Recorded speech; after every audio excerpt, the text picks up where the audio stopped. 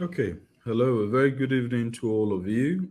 Thank God it's Friday, and God has been good to all of us, and He's been quite merciful to all of us. Today, I'm just here to share some few thoughts with you, and I hope that you'd be able to improve your life with it. Today, I want to share three things that have actually greatly improved my life.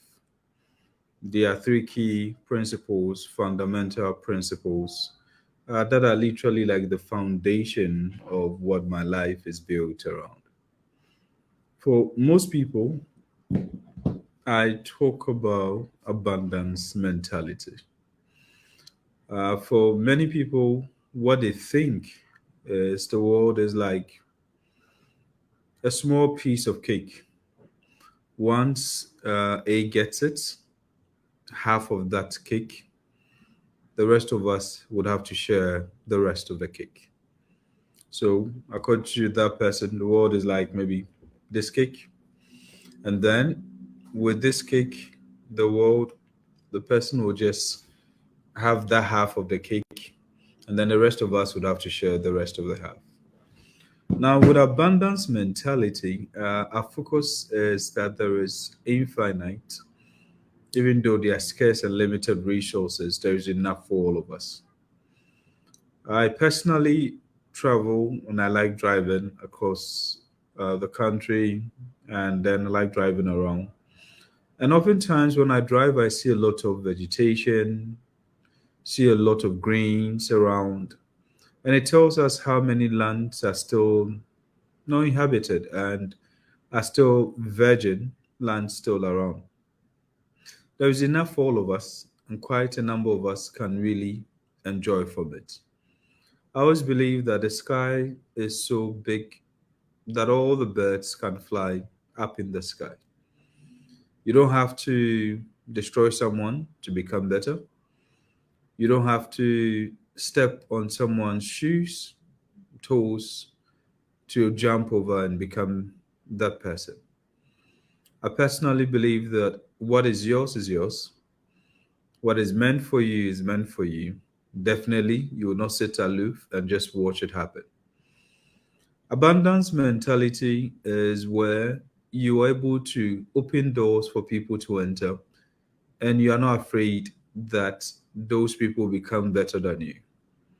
In fact, I personally believe that a leader is a person before whom we do not diminish or before whom we do not think little of ourselves. But a leader is before whom we see ourselves grow, as someone who inspires us that you too can also do it. Abundance mentality goes with growth mindset, an environment that provides that necessary growth, an environment where nobody's just a superhero and a jack of all trade, but an environment that reflects back at you and tells you that, hey, you know something? Whatever you think I'm doing, you can even do it and even better. I personally believe that abundance mentality is one key principle we should all work with. Definitely, there are wicked people around. Definitely, there are people that, when empowered, would even do worse things. But the whole thing is this: do we hate our enemies? Do we hate people that are evil? No. I have learned this thing from God, and he reigns upon the rich, he reigns upon the poor. The rains do not fall on only the good ones and leave the bad ones. The rains are for everybody. So, what actually I have come to understanding with it when it comes to abundance mentality is that it is one of the panacea for jealousy and for envy. I always have this thing I tell people. So, I have twins, and Brian and Ryan have a very simple mentality. If I get home and Brian sees that I have a biscuit, Ryan will just come and say, Daddy, where's mine? The reason why Ryan is actually confident that if I've given something to Brian, his would also come is that he knows very well that Daddy knows that they are twins. And for that reason, if I buy something for Brian, definitely I would also think of Ryan. There's one thing that I need you to have at the back of your mind. When you see God blessing a friend, you see God blessing a brother, a sister, you see something good happening for them, celebrate them, encourage them, inspire them on. Because if you see that God is blessing your neighbor, then it means that God is in your neighborhood. If you see that God is actually creating some miracles for someone around you, it means that God is still in the miracle working business and is still in your neighborhood. So, what I would like to encourage you with is that you should never waste your time envying anyone, especially those who are better than you, those who are doing well. I remember very well when I was growing up, there was a time when I asked myself, would any of these dreams and visions amount to anything? Do I think I can make it to the top where I want to be, the place I want to be, the things I would like to achieve? Is this something that I can really do? And then I saw one young man. He was a year ahead of me. This young man had very good grades and even won a national award for one of the common exams. When I saw this young man from a very poor home, very bad background, being able to top not only his school, but top an entire country without any extra classes, anything, even not able to pay for almost all his books and everything, I realized that it is actually possible also for me. That was the time that I developed that mindset that when I see people succeeding, one, I should rejoice for them. Two, I should use it as a source of inspiration to tell me that if they could do it, then I could also do it. So when you see people excelling today, give them their due accolades. Let those people encourage them. If there is anything you think they are doing better, go to them and learn from them. One good thing that we all need to understand is that at the end of the day, there is enough for all of us. And this abundance mentality is what will take you there. The second thing I want to share with you this evening is about relational thinking. For most people who know me, I've always believed in long-lasting relationship. I believe in relationship that endures the test of time. In the kind of world that we live in, many people are more focused today on what we call efficiency thinking. Now, efficiency thinking is not something that is bad in itself, but it has its own place. And for many people, efficiency thinking is one of the easiest way to deal with people. Now, what is efficiency thinking? So, efficiency thinking is basically when people begin to think of other people literally as a means to an end. I would want to achieve something. I'm dealing with maybe Michael. Now, with Michael, I would want to have access to Peter. Now, Peter is my focus, but I would have to go through Michael. So I go through Michael, and then I end up reaching out to Peter. When I reach out to Peter and I get Peter finally, I then ignore Michael because Michael was never my objective. Peter was. So my focus was to get to Peter. Once I get Peter, I have what I want. As so many young people do that even in relationship, they find themselves at the early stages of their lives, their school, there's loneliness. They find this young girl to keep him company. The young lady is in school, finds this young guy to keep him company. Some of them would even use them, oh, buy this for me, keep them, knowing very well they will not even date that person, will not even go any place with that person. Now, when you do that with people, in the immediate, you gain what you want, but at the long term, you lose it. Now, efficiency thinking makes so many people also think some people are dispensable. They don't know when to let things go, they don't know when to forgive people. They don't know when tough times will cause you to show the love, and then that is when people remember you for those moments. Now, relational thinking is the better way to go.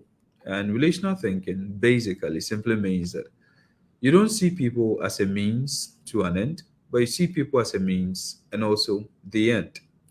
What it means is that you stop using people, you stop taking advantage over people, you focus basically on how that every single person that you actually deal with is someone that is there for a purpose. And for that reason, you try your possible best to get that relationship going. So, in relational thinking, the focus here is not basically about what you get from people, but it's about how you get what you're expecting to get from them, and at the same time, how you build with them.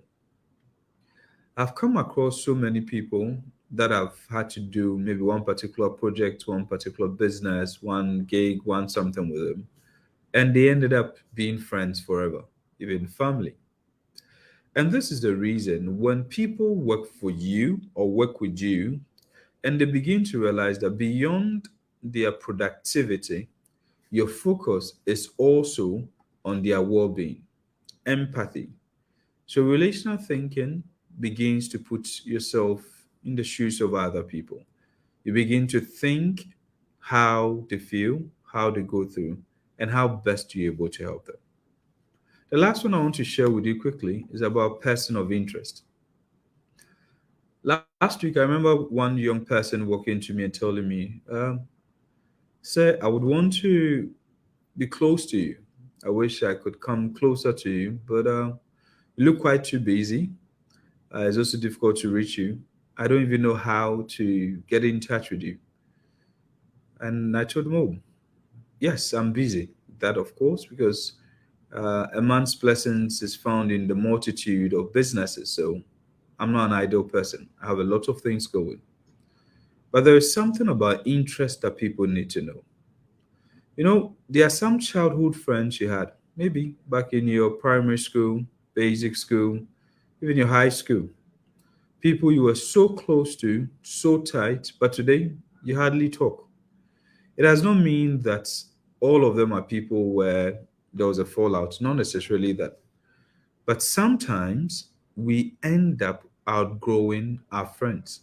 Sometimes we end up growing apart.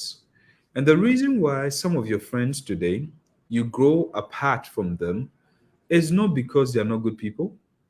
It's not because they are bad people. It's not even because there was a problem between the two of you, but it's because there is no common interest amongst you two. So, what happens? If you want to see a certain, maybe there's a certain person you want to get closer to, what you do with that person is that find what is the interest of the person. Every single human being, we work, we do the things that we do for our interest.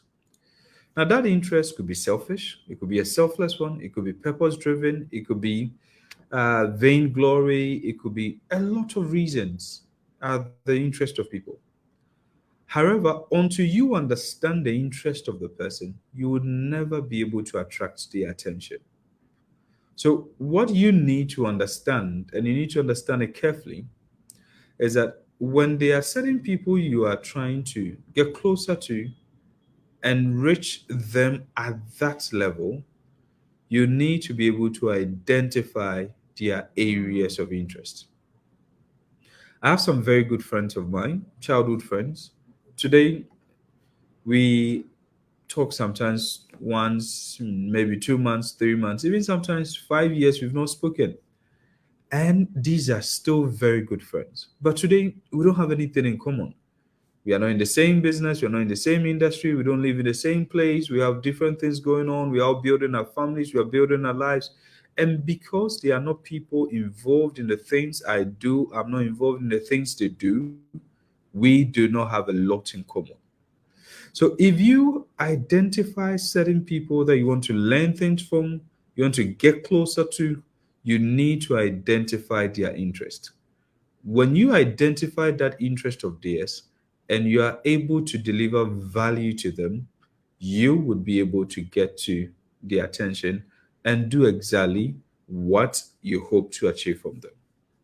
Now, one of the most important thing that I would want to share this with you, and the reason I'm sharing this thing with you is that there's a lot of things going on right now among the youth. There is a generational shift happening right now, and most people have not paid attention to it. This generation is a generation where there's abundance of information, so much information available. In fact, growing up, we needed to spend so much time at the library, and that's where you go and you read, and that's where you get knowledge. But what is happening in this current generation is that not only was Google very good enough for all of us, where we type in and we find what we want. Now we've moved into artificial intelligence, we've moved into machine learning, and AIs are currently producing a lot of data for all of us. Now, this generation has so much information, but until you understand how to use that information, how to leverage the information, you would be found wanting amongst this generation. So I say this then: too much information, but a few people are gaining wisdom in these times. So, what do you do as a young person? What do you do as someone that will be able to maximize the information available to you? The first thing you need to understand is that this generation is working within what we call an inner environment, okay, a VUCA environment. This rapid changes happening around us is because it's volatile, it is actually uncertain, complex, and ambiguous. Now, with this VUCA environment all around us, technological changes and rapid evolutions, things happening at a faster rate, how do you quickly adapt and how do you make the best out of this situation for yourself and also for your family? The first thing that I would want to teach you quickly before we close this session is that you need to have at the back of your mind that information is nothing until it becomes useful to you. You can have information that cybersecurity is good. If you don't learn cybersecurity and you do not apply it, it's nothing. You can have the knowledge that data analytics is good. But if you don't learn Power BI, you don't learn R, you don't learn Python, you don't learn Tableau, you don't learn these things and get to the point of knowing how to use Excel and all those stuff, what is the essence of it? If you learn at the end of the day about programming and stuff, you know about them, high paying jobs, what then is the essence of it? So the most important thing is that you should not just know things now. You should be focused on building your skill set, focusing on becoming skillful by the day. The thing I want to leave you this evening, and I need you to learn this thing, is that if today you put away every certificate and every schooling you've done your entire life, what are the things that you can tell yourself you are capable of doing? If you sit down today, what are the skill sets that you can tell yourself that this and this and this is what I can do? If you can define exactly the things you are valuable for, the things that you give value for, then I'm telling you that this generation will pay you that top dollar that you seek. So I want you to have it at the back of your mind. In this generation, the abundance of information is not enough. The abundance of data is not enough.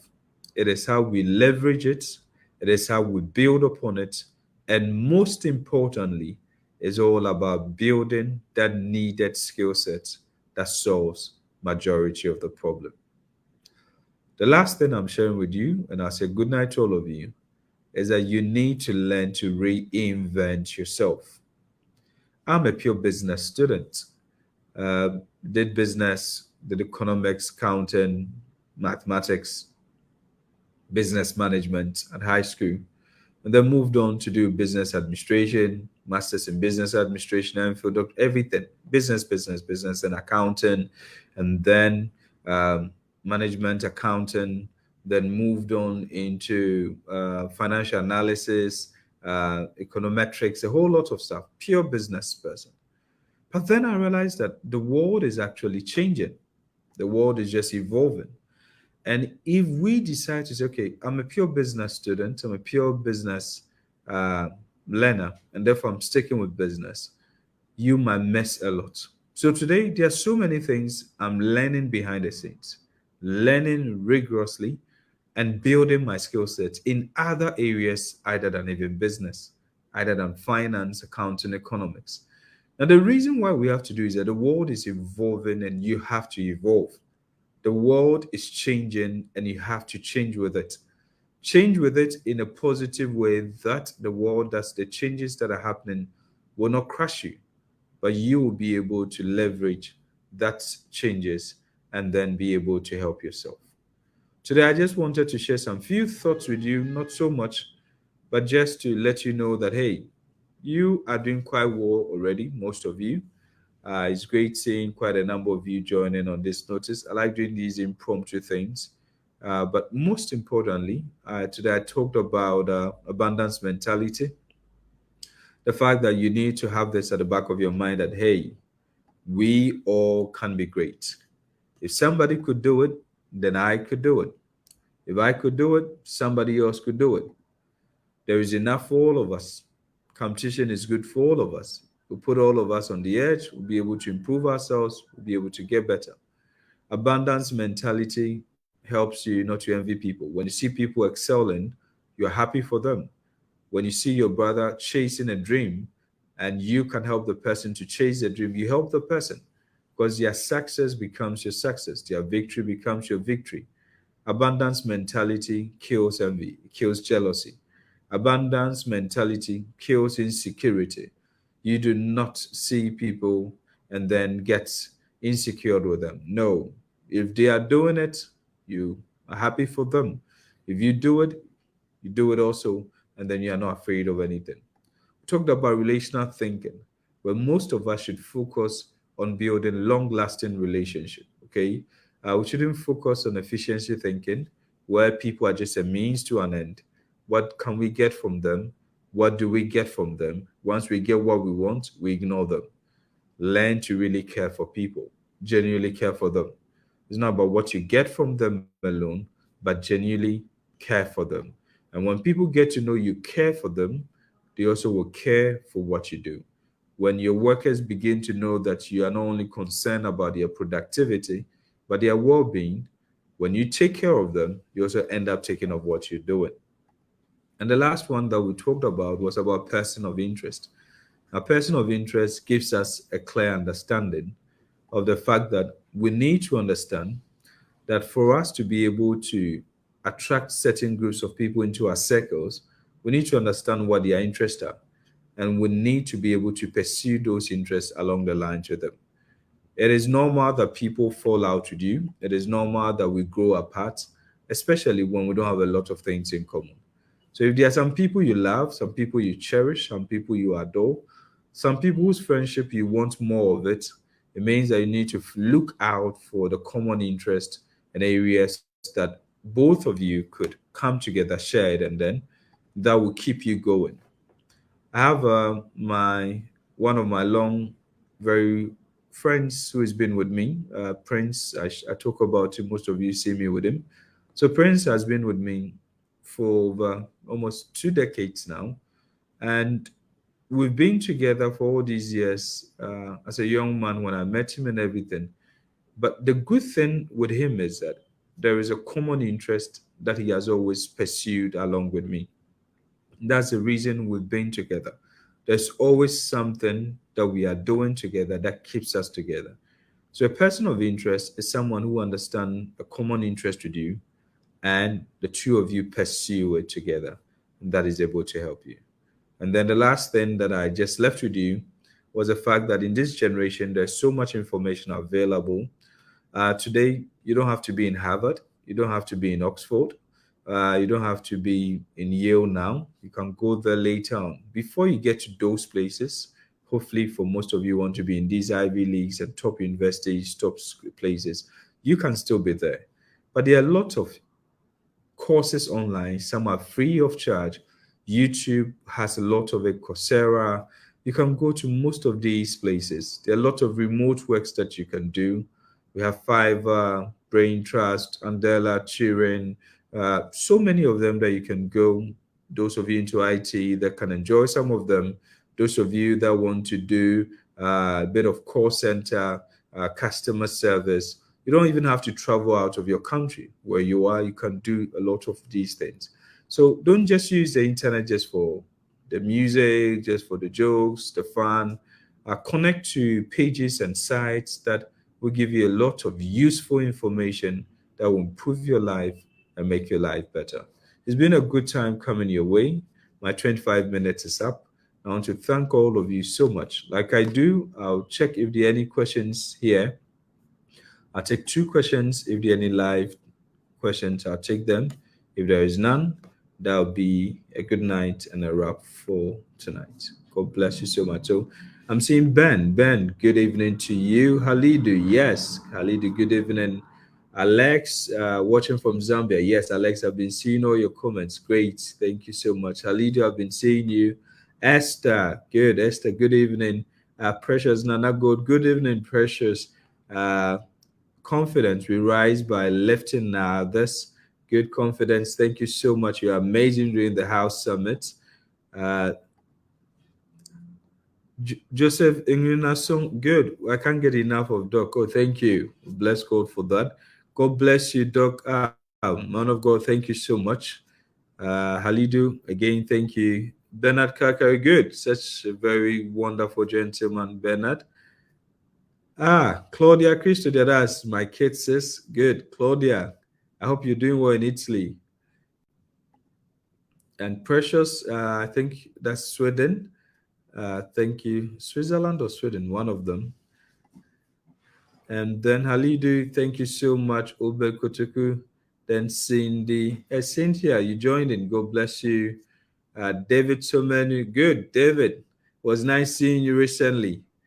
Dr. Julia, how great catching up with you this week. You're always awesome to be with. Thank you so much. And Cynthia, thank you so much for the house summit. You're great. God bless you so much. Okay, I'm seeing there are no questions in here. It's Friday night. I don't take too much of your time on your screens. Have a wonderful evening and God bless you. Good night. Bye bye.